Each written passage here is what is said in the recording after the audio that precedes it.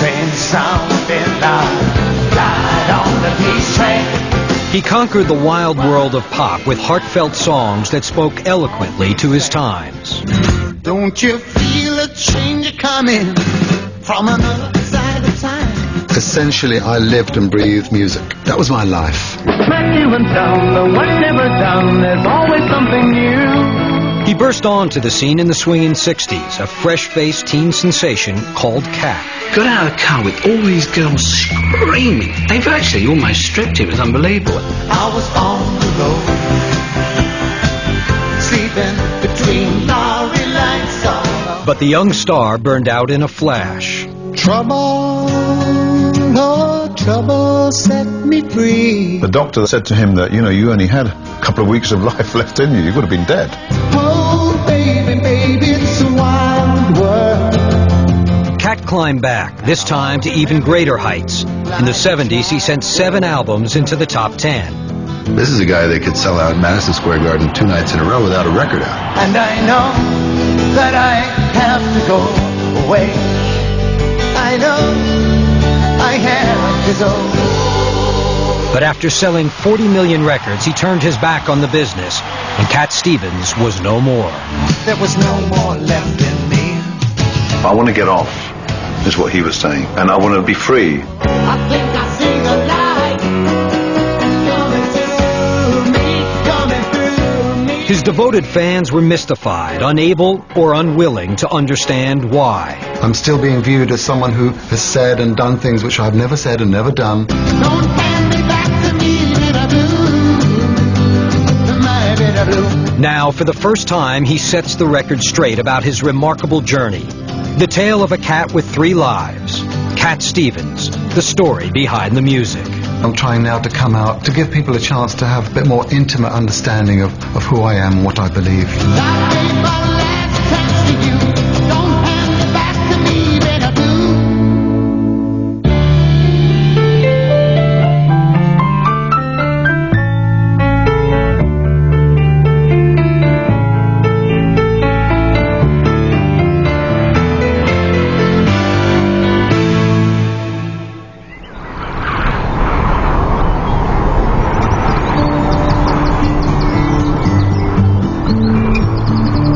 Listen to the wind of my soul.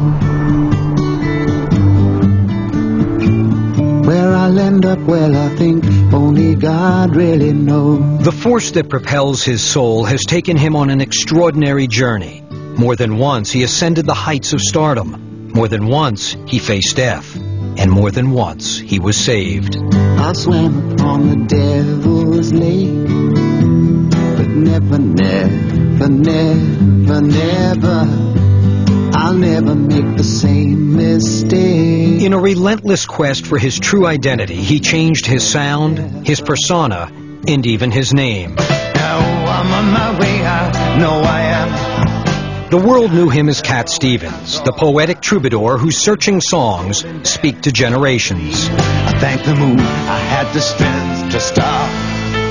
But while the writer's introspective lyrics may have pointed to his journey's end, when he turned his back on stardom, it shocked everyone. I just decided to take a jump. And I said, until I know better, until I know how music can fit into this whole thing, or how I can express myself in a new way, perhaps I better take a break. Come the morning, I'll be far from here, slowly rising in another sphere. Oh, world couldn't find. The path he chose led him to a faith few in the West understand. I'll be home in the sky in the morning. Bye, bye, bye, bye.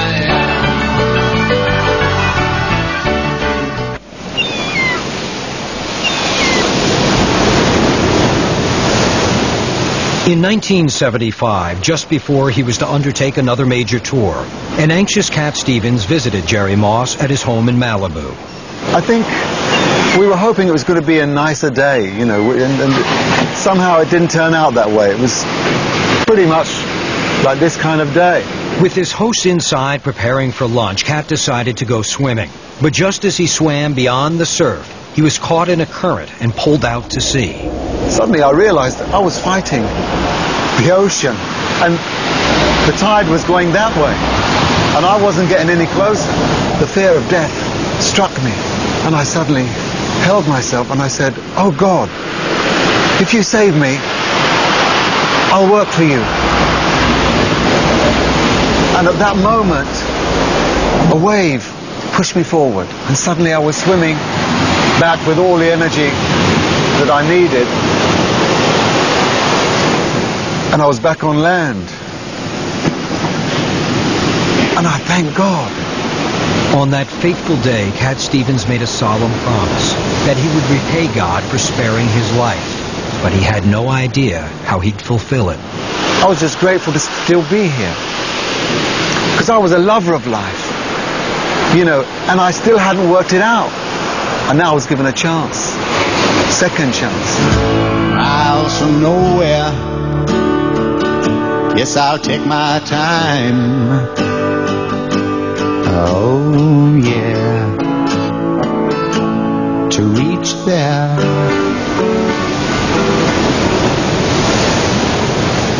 For nearly a year he waited for a sign. It came in the form of a gift from his brother David. He just traveled to Jerusalem, and I suppose it was a mini sort of spiritual journey for him. But it's amazing that he discovered another religion. I kind of almost tripped into it by going to the Dome on the Rock, which is the mosque there. I gave my brother the Quran because I felt there was something very special in the religion of Islam. He sat there and he read this thing, and he doesn't do anything lightheartedly. And what he discovered in the Quran is a faith that he says is more familiar than foreign. Cat was learning that, like Christians and Jews, Muslims worship the one God of Abraham. When I first started reading the Quran, it wasn't a sudden, you know, bursting light. It wasn't like that. But it was, in a way, an immediate revelation that the first name that I read in the Quran was God's name. You know, I never knew that Muslims believed in God. One of the things that really surprised me, which made me feel very at home, was finding the names of all the prophets that I've read in the Bible. For the next year, Cat Stevens privately studied the Quran. Unlike his earlier explorations, this spiritual journey was one he seemed intent on completing. Come on now, the freedom calling. Come on over and find yourself. To me, it was just a new awakening. And things which I've been writing about, you know, come on now, it's freedom calling. Come on over and find yourself. You know, I was now saying to myself, well, perhaps I'm being confronted with something that I didn't expect to find in my lifetime. You know, possibly the truth. Cat Stevens was a man in the midst of profound change when he set out on the tour he called Magic Hat in November 1975. It's not time to make a change. Just relax and take it easy. You're still young, that's your fault. There's so much you have to know. Find a girl. 6 months later, he played his final show of the tour in Greece. Due to a scheduling mix-up, Cat performed to a half-empty auditorium. The Magic Hat tour came to an abrupt end. And I know that I have to go away. I know I have to go. I gave up, plugged out my guitar and just walked off stage. Okay. Shortly after finishing Father and Son, he basically stopped off. And that cost me a lot of money as well. But it satisfied my ego. And that was effectively the last concert we ever did.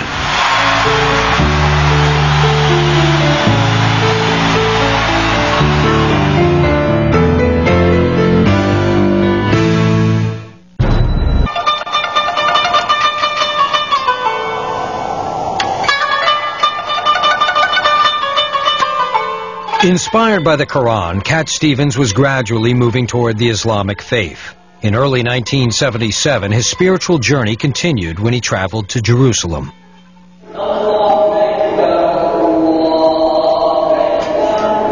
There I was, in the middle of, you know, this holy city, walking into this mosque, and I think some Muslims came up to me because, they'd had some problem before, people walking in and trying to cause damage to the mosque. They came up to me and they said, who are you? I think that was the first time that I said, I'm a Muslim. Translated from Arabic, a Muslim is one who surrenders to God. Stevens was about to do just that, fulfilling the promise he'd made after surviving a brush with death in the waters off Malibu.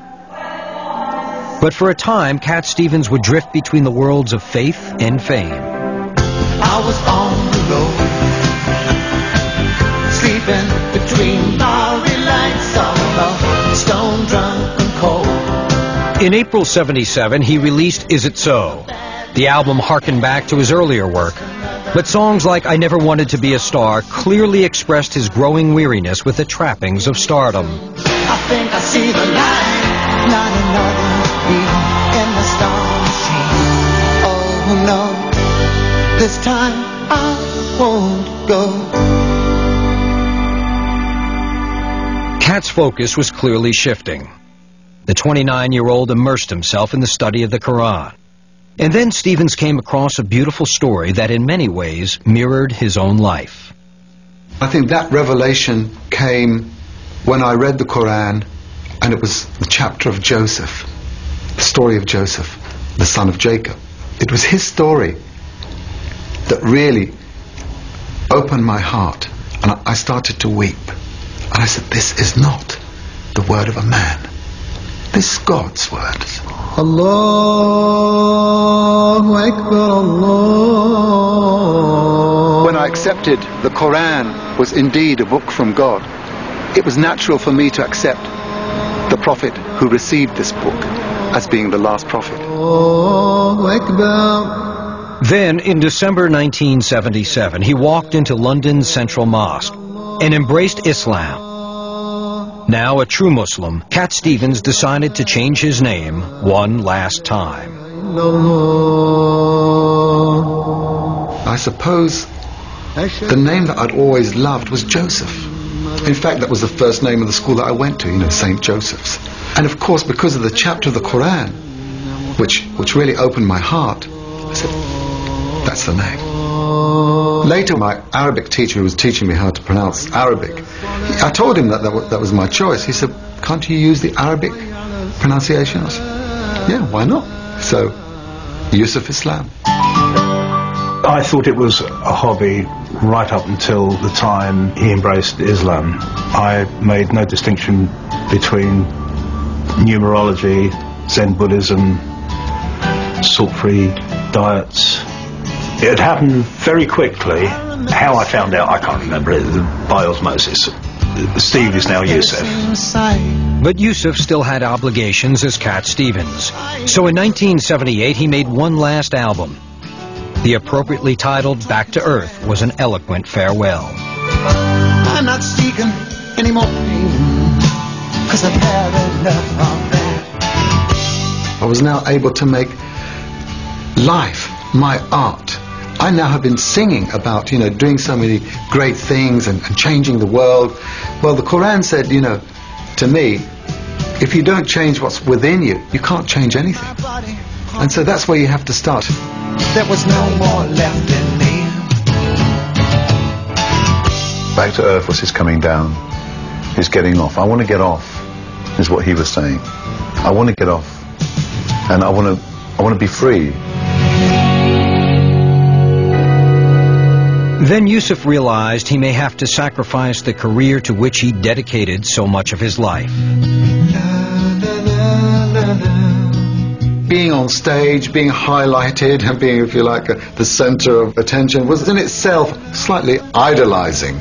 And that, of course, was opposed to what Islam was teaching. Gluttony, conceit, competition, envy, sex, drugs, rock and roll. So therefore, it was obvious that I had to readjust myself to my new life. So in May 1978, Yusuf Islam announced the Cat Stevens era was over. It was an unprecedented move. No other star of his stature had walked away so abruptly. from a business point of view, he was really not interested in recording anymore. And since he was the biggest selling artist we had at the time, that was obviously disappointing. Billy Joel once said that if the devil was going to go into business, he would go into the music business. The music business is about egos. It's about inflating egos. Islam is very much opposite that kind of ethic. It's about diminishing the power of the ego.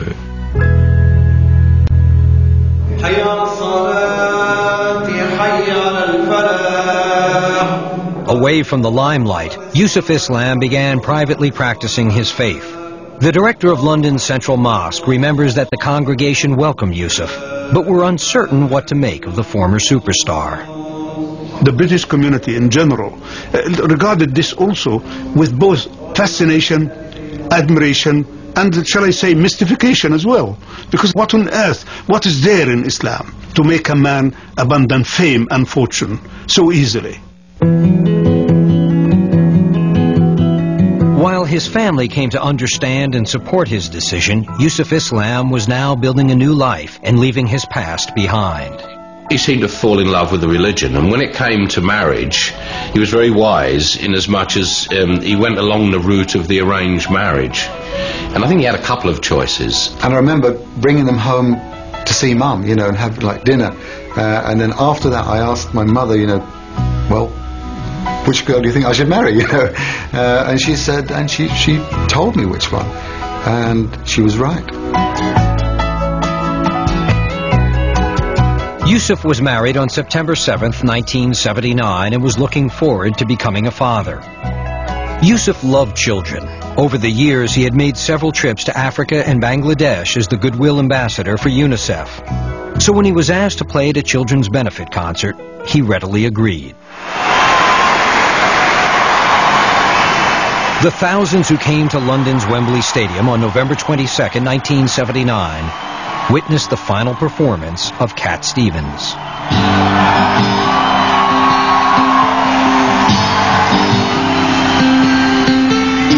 Many fans and friends grappled with why someone with such a God-given talent would turn his back to it. It's not time to make a change. Just relax, take it easy. It was strange, sad, and it was the basis of a great deal of my career, so it was a vast change for me. I'd been very, very fortunate in attaching myself to a major talent, so for a while there was a sense of loss. And I know that I have to go away. I know I have to go. Yusuf Islam donated much of his fortune to humanitarian causes. He gave up alcohol, and erasing any hope of a return to the stage, he auctioned off all his musical instruments, giving the proceeds to charity. I was giving up a kind of a cultural crutch, right? And I didn't need that anymore to walk. I was now able to walk in the light. بسم الله الرحمن الرحيم أفغير دين الله يبغون وله أسلم. I said to him, well, I hope you will continue to sing. Oh, he said, no, I have given it up. Why not? Why have you? Why have you given it up for? And he said that, well, he was told that it was haram. It was not allowed in Islam. I said, well, that's a view which is not really the sound view.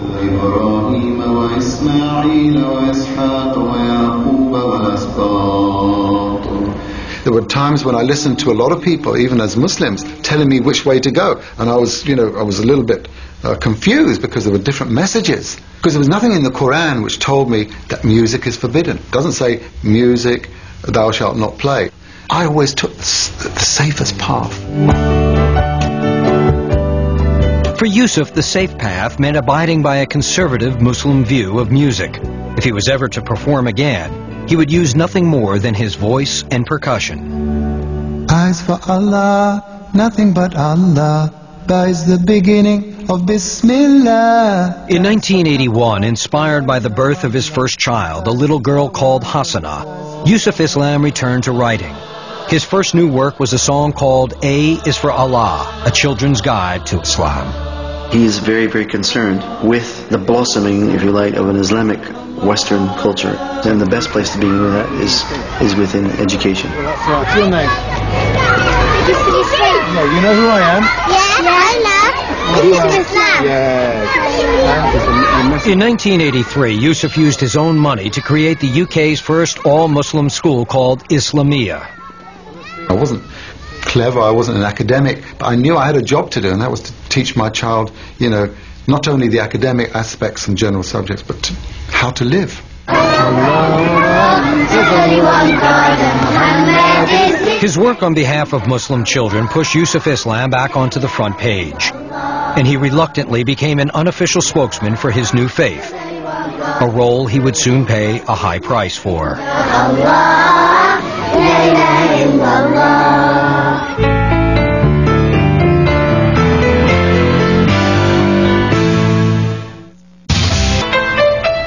I'm on my way, I know I am somewhere not so far from here. By the mid-1980s, pop star Cat Stevens had vanished into the shadows. Now Yusuf Islam emerged into the light. He worked tirelessly for Muslim causes around the world and was compelled to serve as a spokesman for the Islamic community. Yet the media viewed his every move with suspicion. Then in February 1989, he was drawn into a controversy which for a time would eclipse a decade of good deeds.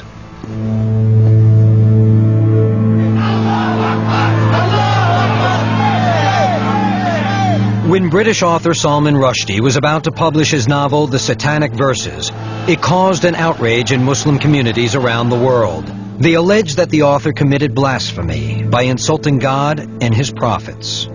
I was contacted by someone saying there's a book coming out and will you join a petition to write to the publishers? And that's what we did, you know, it was very simple. The petition to stop the book's distribution failed. Then the already volatile situation was ignited. Iran's Islamic leader, the Ayatollah Khomeini, issued a judgment or a fatwa calling for the death of Salman Rushdie. I found myself somehow being pushed up to the front of the vanguard of this kind of struggle. And being asked to comment. Because our aim is an ideal society. I mean, if you take... Within days of the controversy erupting, Yusuf Islam found himself in the hot seat, pressed to explain the Quran's position on blasphemy. Yusuf, a recent convert, said, like the Bible, the Quran states that blasphemy is a capital offense. I'd done enough studying at that point to be able to actually sort of more or less quote, you know, chapter and verse and the commentary of religious texts based on the Quran, of which there are different opinions. But I said, well, yeah, it says this. Next day, you know, the headline read, Cat says kill Rushdie. You know, and I was horrified. The newspapers had it wrong. He never endorsed the fatwa on Rushdie's life. I was simply a new Muslim who had stated something which I thought was quite simple, and if you were to ask a Bible student, you know, what the Ten Commandments were, you would expect him to read that, and you wouldn't blame him for that. Appalled by the media's distortion of his comments, Yusuf immediately released a statement to clarify his position. It read, "That is not to say I am encouraging people to break the law or take it into their own hands. Far from it." It went on to say, "Under Islamic law, Muslims are bound to keep within the limits of the law of the country in which they live, providing that it does not restrict the freedom to worship and serve God and fulfill their basic religious duties." I think I was a little bit naive many times. Perhaps I should have thought a little bit more before answering. But then again, you know, I was expecting that people had good intentions, but it's not like that. In the end, few in the media paid attention to his attempts to set the record straight. There are no words I can use, because the meaning still leaves for you to choose. Yusuf Islam's reputation was seriously tarnished by the controversy. Some shops advised their customers to stop buying Cat Stevens records, and one American DJ even destroyed them. Driving a steamroller over my records. And I thought, strange thing to do, you know. The most unfortunate thing about this whole episode was, I suppose, the way in which it separated me from my fans and from those people who had appreciated my words and my life and my journey. He had to pay the price. From suddenly being the star, he had to become the anti-star as a result. He had to be the sort of reviled one almost. It just had to happen. When I realized what was happening, I felt there was a time to get proactive. It became obvious that we can't just let others talk about what we believe. Now, convinced he had to do something to promote a greater understanding of his faith, Yusuf decided to record once more. His life ever shines as a symbol of light and guidance for all time and for all people. In 1995, he released The Life of the Last Prophet, a CD of song and spoken word. The record told the story of God's messenger, Muhammad. Muhammadur Rasulullah. I wanted someone who was coming from a Western background, who knew very little or nothing about this man, about this religion, to tell them in 1 hour what it's all about. The experience was a turning point for Yusuf. Now he realized music still had a purpose. It could educate. It could serve his faith. Oh, the white moon rose over us from the valley of Wada. I think he was recognizing he'd been a bit too stiff, a bit too rigid in the past, and that you really had to take a much more fluid position. It's not all black and white.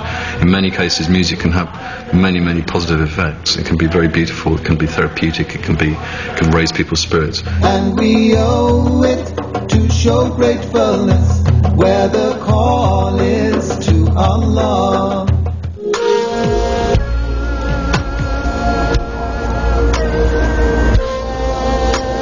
If Yusuf had any question that music could again play an important role in his life, he would find his answer under the harshest of circumstances.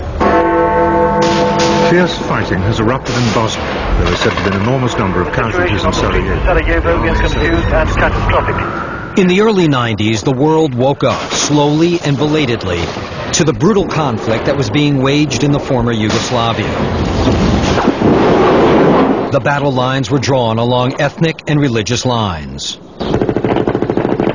It's unimaginable to see how some human beings behave, with blind prejudice. Here it was, in the middle of Europe, the end of the 20th century, another genocide taking place.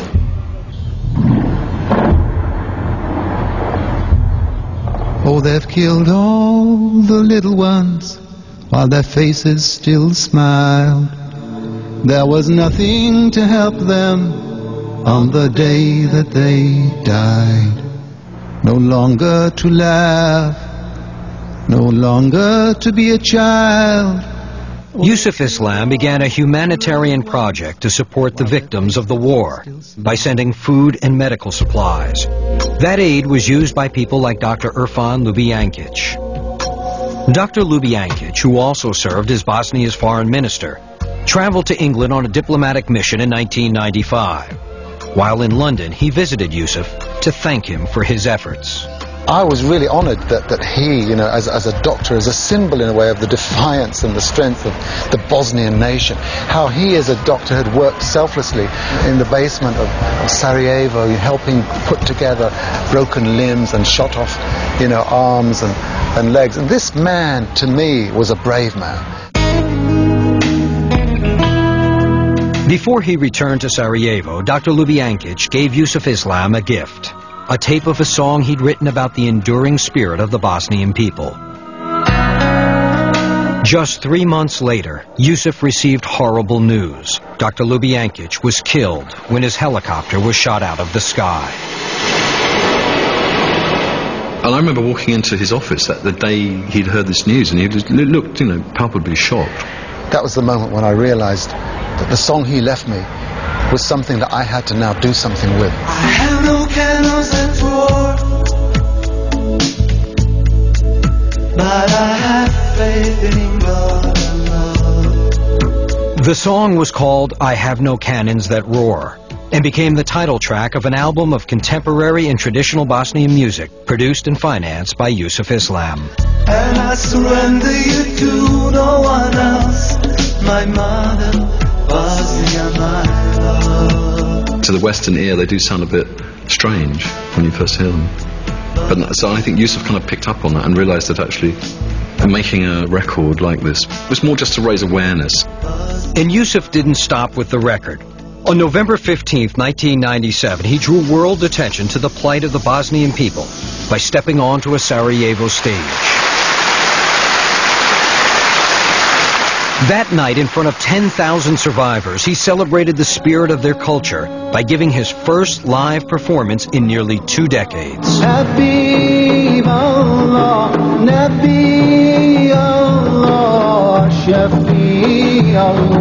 Facing an audience again after 17 years wasn't particularly easy, but at the same time, because I had this wonderful support of people whose spirits were so strong and so vital, it lifted me.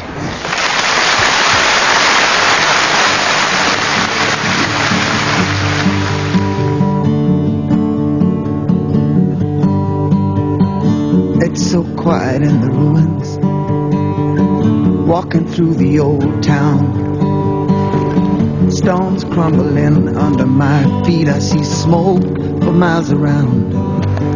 Now a fragile peace holds in the streets of Sarajevo, but the city and its people still bear the scars of war. Assalamu alaikum. We have come to see how you are now and how we can continue to support you. So we're here not just to sing, but to actually help rebuild lives, helping families, victims, invalids. That to me brings harmony to life.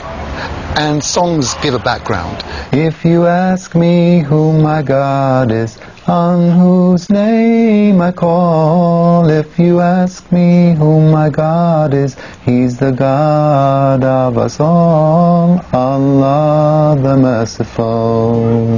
In Bosnia, Yusuf has set up a foundation to aid orphans, the disabled, and the displaced. It is only one of more than a dozen charities he supports through fundraising and with the substantial royalties he continues to receive from the music he made as Cat Stevens. Back in the old days, so nice to see you coming back in this town again. It's nice to see a friendly face come peeking through.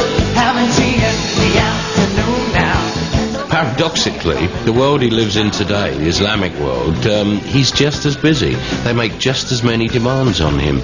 He's never got any time to do anything. In fact, he works harder now than he ever did as a pop star. He's like a virtuoso musician without an instrument. It's nice to see you coming back in this town again.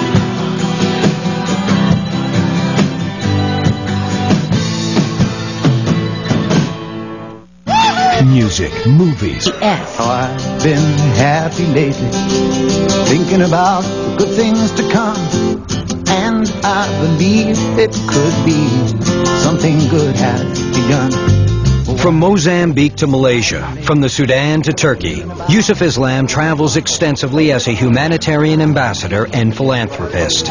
Peace train sounding louder, ride on the peace train. Everywhere I go, there are people ready to shake my hand, wanting to meet me and talk to me and just listen to my experience. Hoş geldiniz. Assalamu alaikum. Hoş geldiniz. Assalamu alaikum. So oftentimes I'm asked to just give talks and lectures in universities. I started reflecting my thoughts and those questions which were knocking at my conscience. I started writing those kind of lyrics in my songs. It's a wonderful experience. It's a wonderful road. I know we've come a long way. We're changing day to day. Back home in England, the father of 5 remains a vocal activist for education. Yusuf started his first school in 1983. Today he runs 4. And after 15 years of lobbying, he helped convince the British government to grant one of them funding. It was a significant victory in overcoming the prejudices his faith often faces. All I try to do is to give a helping hand. Either give charity or educate, or stand up for human and spiritual rights. How great the beauty of the earth and the creatures who dwell on her. My religion teaches me to worship God and to care for the poor and the oppressed. And I think nobody's going to change my religion. So that's my work and that's my life. Here too are signs. God is the light, God is the light. Today, Yusuf's work includes a spiritual and cultural media enterprise. As a new generation is quickly discovering, the former pop star is still a creative and influential force. I use the development and the production of my albums, my books, to, if you like, express my art. And I'm very happy with the way things are going. Mountain of Light is my label through which I kind of express my artistic tendencies.